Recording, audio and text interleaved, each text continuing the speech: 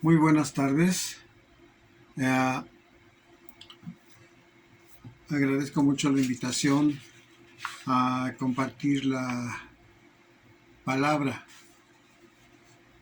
la meditación de la palabra con nuestras hermanas del Concilio Femenil.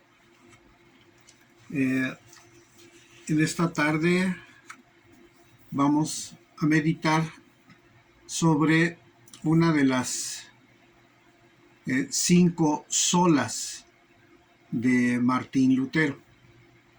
En esta tarde vamos a hablar sobre la sola escritura.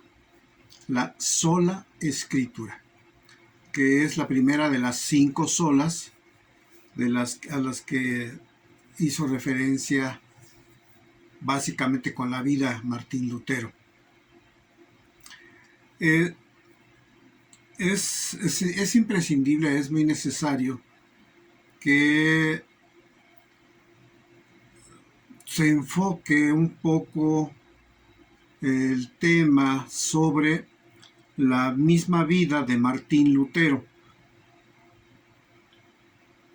es decir, cómo ejerció la influencia, la palabra de Dios en la vida de este hombre desde su juventud, cómo pudo modificar tan fuertemente su vida.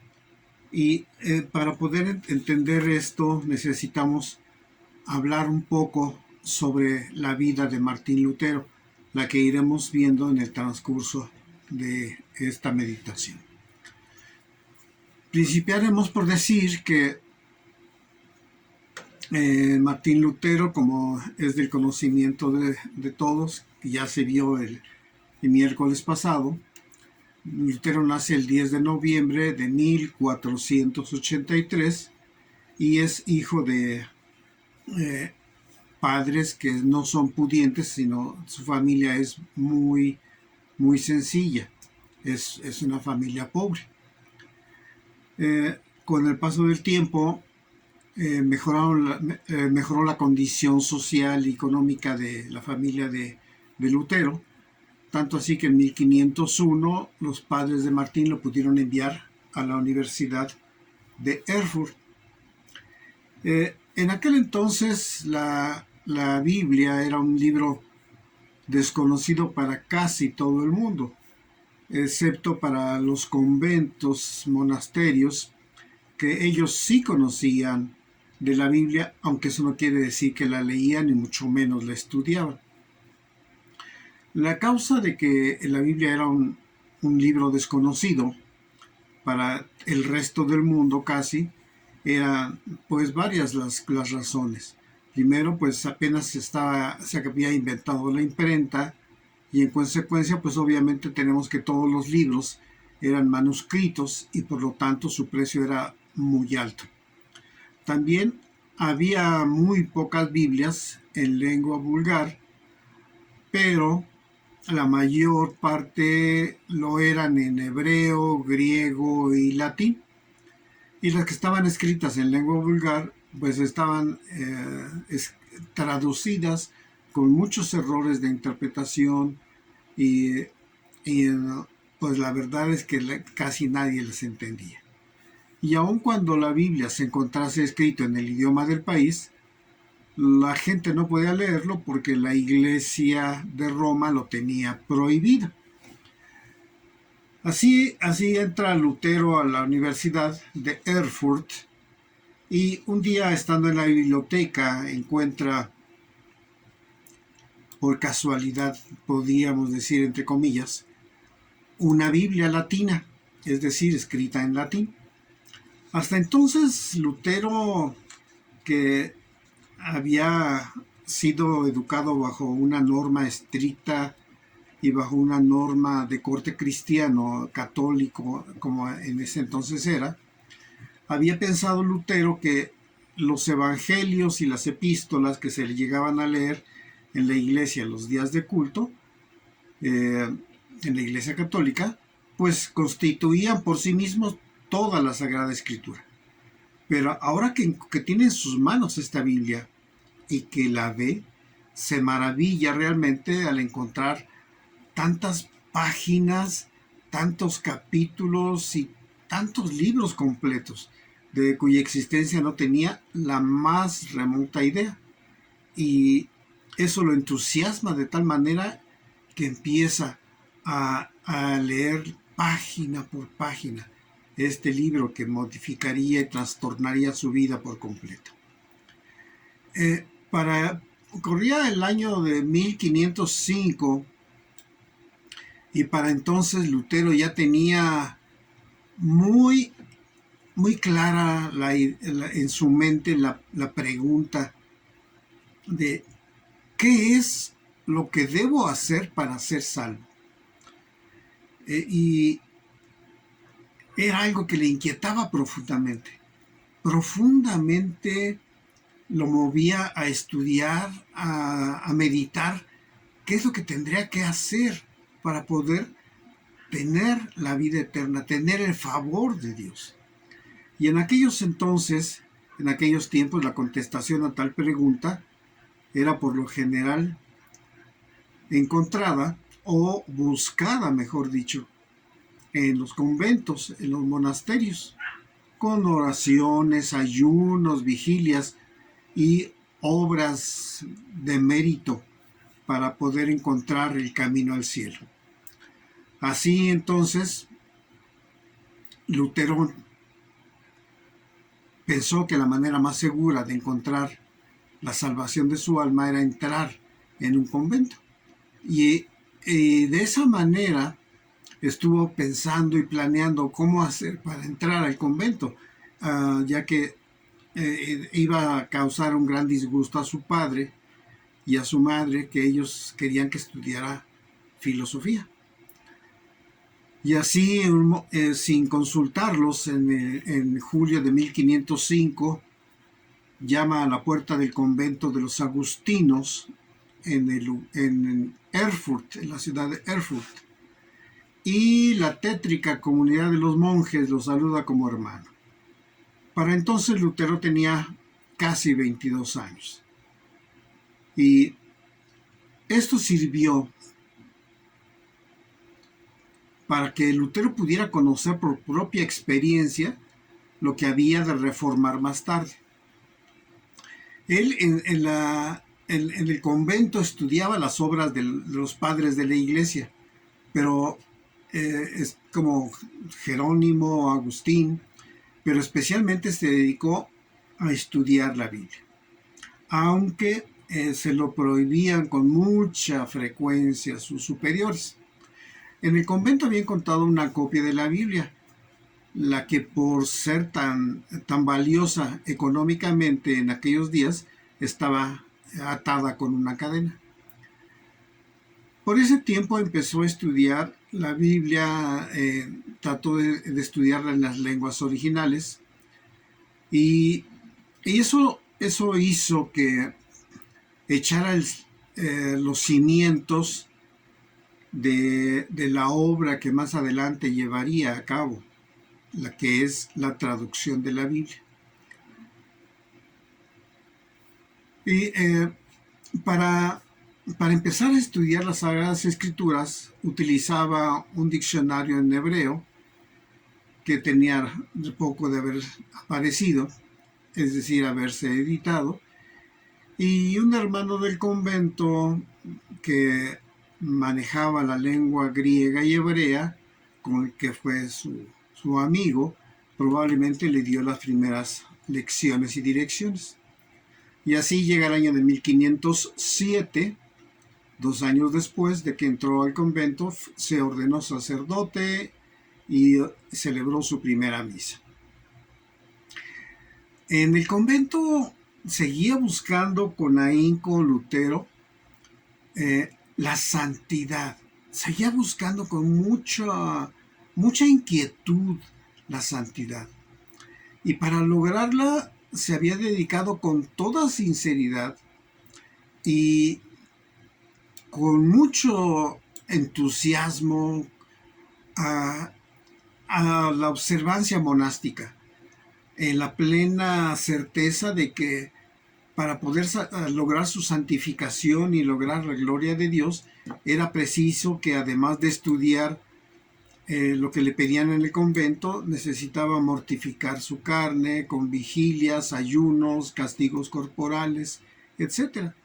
De hecho, se dice de él que jamás convento alguno había tenido a un monje tan dedicado y que ningún monje había presenciado obras más severas y continuadas para tratar de ganar la salvación de su alma. Él buscaba la seguridad de la salvación en los actos de cada autocastigo, ayuno, oraciones, pero no lo encontró. Las angustias sobre la salvación de su alma continuaron por muchos años y se aumentaban de día en día. Así,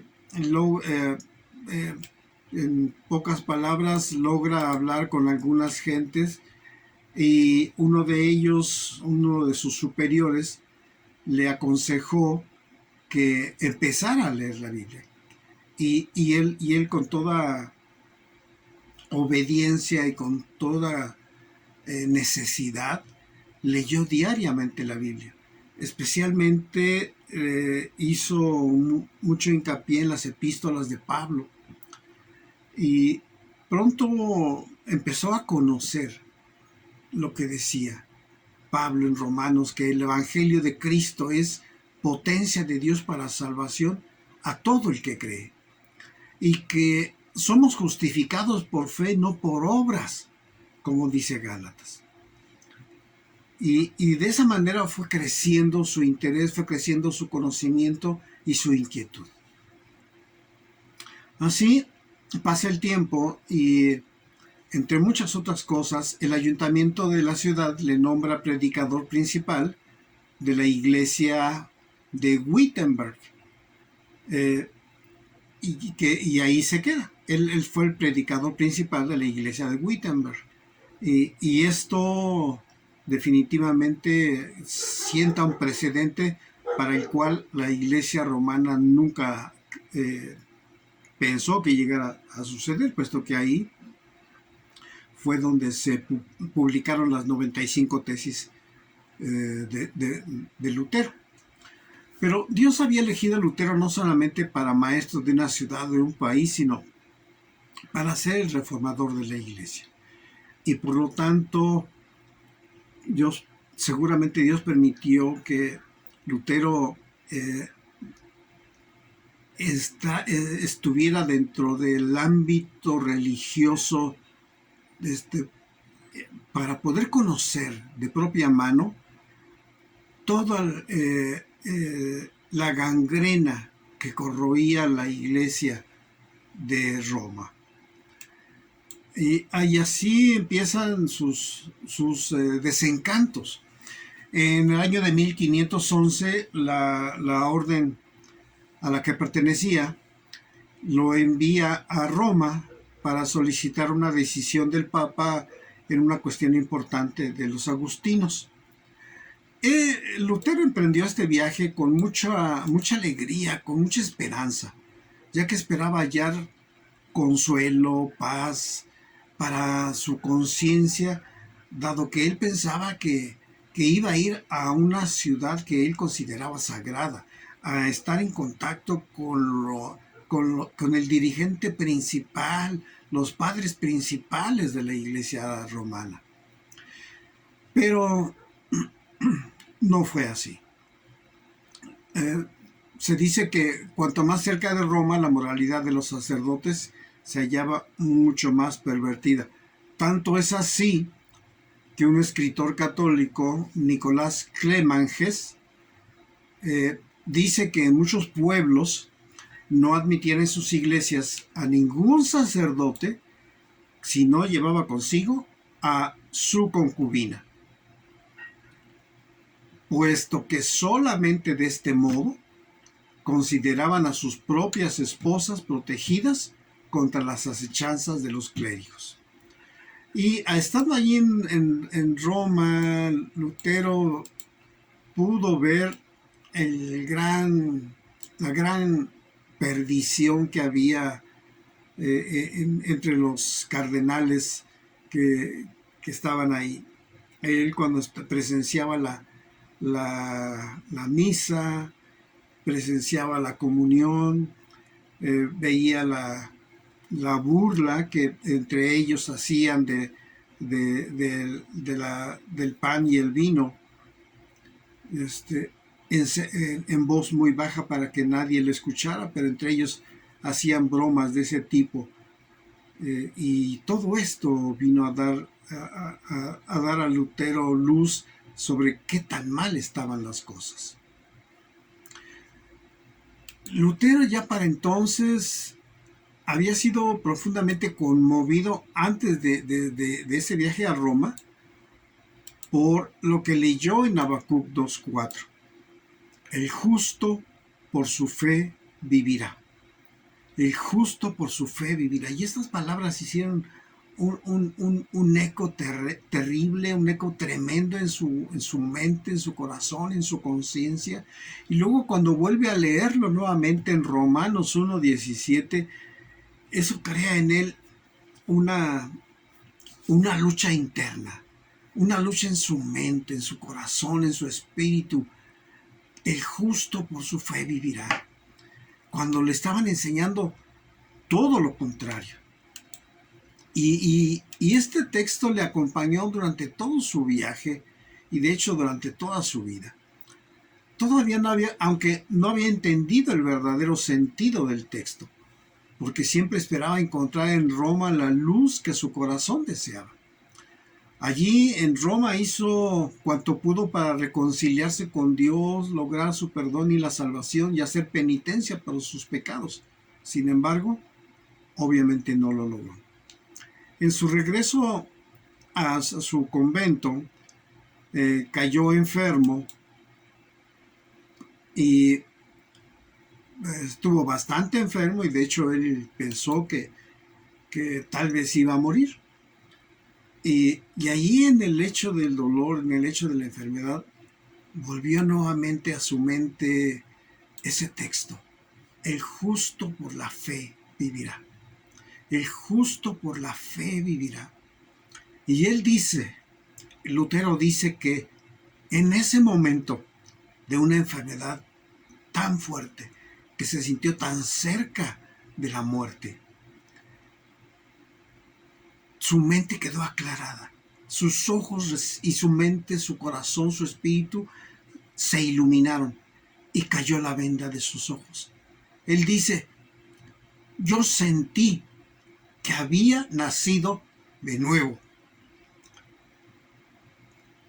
habiendo encontrado una puerta ancha y abierta para entrar en el paraíso. Ahí fue cuando Dios, a través de su Espíritu Santo, iluminó la mente y el corazón de Lutero y entendió que solamente a través del perdón que da nuestro Dios, de la fe en Jesucristo, es que podemos ser salvos. Así con esta, aún todavía con muchas dudas y con grandes temores, regresa a su iglesia en Wittenberg y sigue luchando con toda esta situación. Para ese entonces, el Papa León X, que era el Papa de Roma, el Papa León X, que era amante del esplendor y las artes, necesitaba de mucho dinero para lograr la magnificencia de su corte. Y en 2 ocasiones hizo predicar indulgencias para poder conseguir ese dinero, en el año de 1514 y en el 1516. En el 1514 la primera vez tomó el pretexto por la guerra con los turcos. Y recordamos que en ese entonces el Papa tenía poder político y poder religioso también. Y en la segunda, en 1516, él quería terminar, estaba en construcción la Catedral de Roma, la Basílica de San Pedro en Roma, y se necesitaba muchísimo dinero para terminarla. Y entonces hizo predicar indulgencias, y indulgencias lo que ellos llaman indulgencias plenarias o indultos de penas, de las penas que la Iglesia impone a los hombres por sus pecados, a cambio de una cantidad de dinero previamente pactada.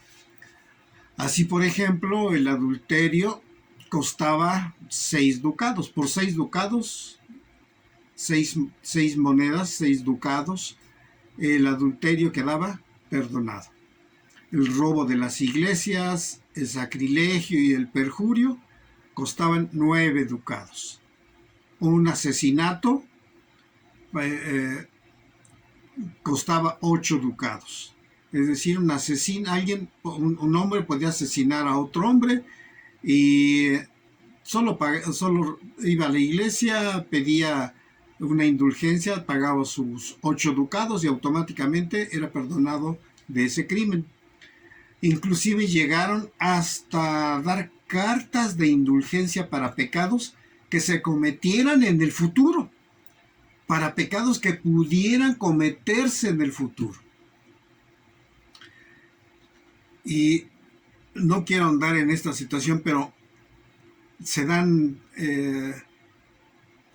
hubo una gran campaña, de hecho muchas campañas de gente representando al Papa, visitando los principales lugares para poder ir a las iglesias y vender estas indulgencias de una manera vil. Se decía que la gente podía liberar a sus muertos del purgatorio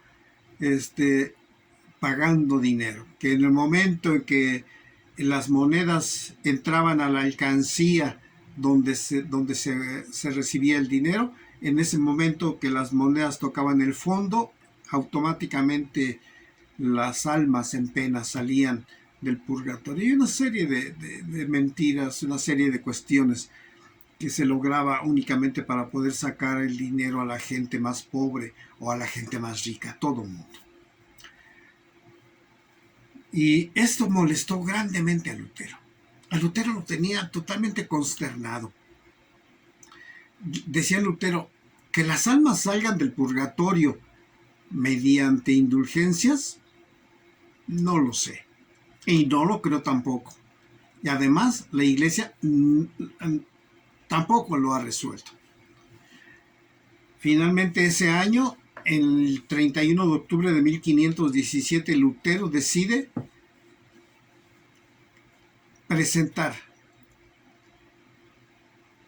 sus 95 tesis y se encamina hacia la capilla repleta de gente, de peregrinos y repleta de fieles, y en la puerta de aquel templo fija las 95 tesis o proposiciones contra la doctrina de las indulgencias. A todo mundo tomó por sorpresa esto. La fama de las 95 tesis fijadas en la puerta de la iglesia del castillo de Wittenberg corrió muy pronto no solo por Alemania, sino por el mundo entero. Y en ellas declaraba Lutero, en forma de preámbulo, que las había escrito en espíritu de verdadera caridad y con el deseo terminante de exponer la verdad al pueblo cristiano. La sencillez y rectitud de su alma, el celo sincero por la verdadera doctrina de Cristo, su gran amor a la Biblia, su visión clara y perspicaz para conocer los abusos de la Iglesia en esa época, la firme convicción de que la remisión de pecados era solamente por la gracia libre de Dios mediante el arrepentimiento y la fe. Y todo esto hizo que de Lutero el reformador. Todo esto hizo que Lutero fuera el gran reformador. Y todo eso se encontraba impreso en las 95 tesis. Dice Lutero: yo empecé esta obra con gran temor y temblor. Pues ¿quién era yo para oponerme a la majestad del Papa, ante cuya presencia tiemblan todos los reyes de la tierra? Y así comienza la obra de la Reforma. Por supuesto que Lutero recibió muchas amenazas, Lutero recibió muchas llamadas de atención, lo llamaron a diversos, podemos decir, congresos para que él pudiera arrepentirse, etc. Así, en 1518 hizo un viaje a un lugar que se llama Heidelberg. No sé cómo se pronuncia correctamente, pero es Heidelberg. Fue a ese lugar para asistir a una reunión de delegados de la orden de los agustinos, a la orden que él pertenecía. Seguía siendo monje y aprovechó esta ocasión para defender en una controversia sus convicciones, basándolas en las Sagradas Escrituras. Siempre todas sus contestaciones eran basadas en las Sagradas Escrituras, y todos sus enemigos, todos los representantes de la Iglesia del Papa, lo hacían basados en los principios de la Iglesia, en las doctrinas de la Iglesia, en los requerimientos y dirección del Papa, en las direcciones de los cardenales, pero nadie utilizaba las Escrituras, y Lutero utilizó siempre la Escritura. Esa fue, podemos decir, su norma de fe y conducta, las Sagradas Escrituras. Y allí conquistó en esa ocasión y convirtió a algunas personas que después fueron sus colegas y colaboradores en la obra de la Reforma. A ellos lo que especialmente les llamó la atención fue el modo que tenía de explicar y de aplicar las Escrituras. Decía Lutero: aun cuando San Agustín y todos los padres dijeran que el apóstol Pedro es la piedra que Cristo, aun cuando ellos dijeran que el apóstol Pedro es la piedra angular que Cristo había dejado, dice, yo me opondría a todos, apoyada en la autoridad de la Escritura, pues dice, nadie puede poner otro cimiento que el que ha sido puesto por Jesús, que es Jesucristo. El mismo Pedro llama a Cristo la piedra angular y viva, sobre la cual estamos edificados para hacer casa espiritual. Ya Lutero tenía una mente muy clara, una visión muy clara de lo que decía la Escritura. Y toda su vida estaba basada ya en lo que decía la Sagrada Escritura. Desde entonces Lutero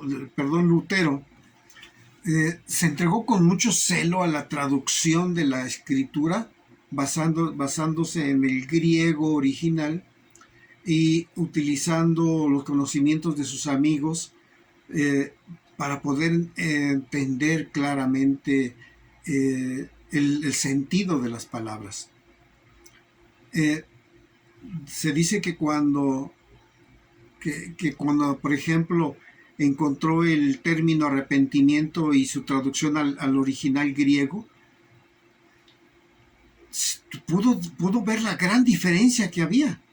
La Iglesia romana decía que arrepentimiento era penitencia, expiación humana, pero realmente significaba, dice Lutero, una transformación o conversión del corazón, que el arrepentimiento es una conversión del corazón. Y de esa manera es que Lutero guiaba su vida.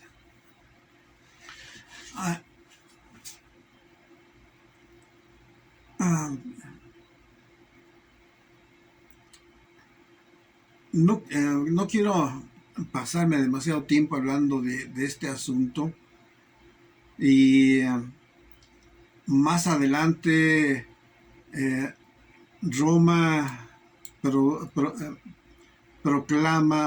promulga una bula, es decir, un edicto para excomulgar a, a Lutero. Le llega ese edicto a Lutero donde le dice que se le está excomulgando, y Lutero quema la bula públicamente en ese año de 1520. Y al quemar la bula, realmente lo que hace es una declaración formal de su separación del obispo de Roma y de la iglesia, y empieza la formación de su propia iglesia independiente del Papa. Más adelante se le sentencia a muerte a Lutero por no haberse por no haber dicho que todas sus 95 tesis eran mentira, y al decir que él no iba nunca a arrepentirse de haber publicado esas 95 tesis, y entonces lo sentencian a muerte, y para protegerlo uno de sus amigos lo llevó a un castillo, el castillo de Wartzug, y allí está Lutero viviendo por cerca de un año, un poco más, y él aprovecha el tiempo para hacer la traducción del Nuevo Testamento a la lengua alemana. Es el primer Nuevo Testamento que se publica de esa manera. Y empieza Lutero a hacer traducciones de algunos pasajes de la Biblia, empezando por algunos salmos, y empieza él a darle a la gente el acceso libre a la escritura. Así, en septiembre aparece la primera edición completa del Nuevo Testamento, y publicó 3,000 ejemplares, mandó imprimir 3,000 ejemplares en lengua alemana. Hasta entonces, ya para concluir, hermanas, hasta entonces el método empleado por la Iglesia romana era el de la interpretación alegórica, que supeditaba el texto bíblico al sistema eclesiástico o doctrinal establecido por el magisterio de la Iglesia. Es decir, que la Biblia era lo que decían los maestros de la Iglesia. Y el principio hermenéutico de Lutero invierte totalmente esta relación en la estructura eclesial.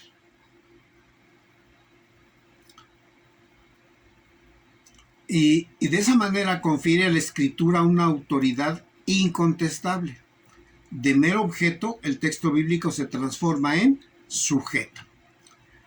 Lutero dictó sus lecciones sobre Romanos durante los años 15 y 16, un año antes de la publicación de sus 95 tesis. Y sin embargo, en Romanos ya están presentes los rasgos que caracterizan su teología. La convicción de que la Biblia es el único fundamento de donde se extrae la teología, el entendimiento histórico cristológico de las Escrituras, y la insistencia de que la justicia de Dios es adjudicada al pecador arrepentido por medio de la fe, no por medio de las obras. La fe se centra en Cristo, no en el hombre. La fe es la confianza en Cristo y en su obra reconciliadora, y no meramente una cuestión de tipo intelectual. Así podemos decir que la teología de Lutero nace de la reflexión sobre las Sagradas Escrituras. Todo lo que hizo Lutero desde que empezó a interesarse vivamente por la Escritura hizo que su mente, su espíritu fuera transformado. Dios, a través de las Sagradas Escrituras, pudo transformar el espíritu de este gran hombre que, convencido de que la Escritura, convencido de que la Biblia decía la verdad y nada más, nadie más podía decir otra cosa en contra, que la Sagrada Escritura era la voz viva de Dios a los hombres, fue lo que transformó su vida. Y gracias a Dios que pudo él decidirse valientemente a costa de su vida a reformar la iglesia.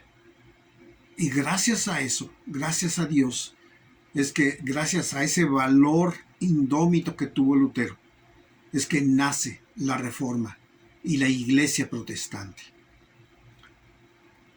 Y concluyo con 2 Pedro 1:19. También tenemos la palabra profética que es aún más firme. Hacen bien en estar atentos a ella, como a una antorcha que alumbra el lugar oscuro hasta que aclare el día y el lucero de la mañana se levante en sus corazones. Que el Señor nos ayude a buscar su verdad, a seguir buscando su verdad en la palabra cada día.